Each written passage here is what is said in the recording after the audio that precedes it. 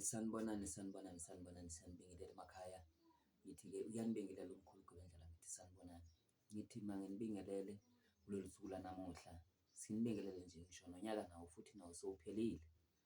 Ake ngithi nje ngiqale ngithi ukubonga ngaphambi kokuthi ngiqhubeleke nje ngiye phambili nje kakhulu, ngiqale ngithi ukubonga kulaba bantu sebeke bathi bafika la ekhaya balithola usizo, nakulaba abantu nabo basafisa ukuthi bafuse ukuthi beze la ekhaya, cha bangasondela amasango avulekile. Mangithi mangibonge kakhulu kini bantu bami engibathandayo kakhulu ngokubona ukuthi umsebenzi wami ngiyawuthanda and futhi umsebenzi wami ngiyawulandela and umsebenzi wami ngiyawusapota.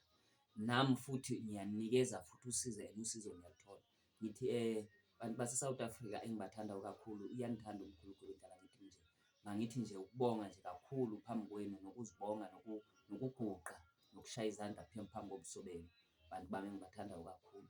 Ngithi-ke nangu-ke unyaka uphelile-ke bafethu, ngithi umuntu oney'nkinga noma nje umuntu athi cha nginenkinganyana enginayo, ngibona izinto zami ngathi izinto zami azingihambeli kahle, cha ungasondela ngoba okuningi angisathandi ukuthi ngilokhu ngidalula ngokubalula efonini. Uma uthi cha nayi inkinga enginayo, ungamthinta umkhulu Gwebendlala, uhlale khona, ngihlale ngikhona, ngi-available. Akunasuku ngisuke ngingekho ngalo, wonke amalanga ngisuke ngikhona ngisiza abantu.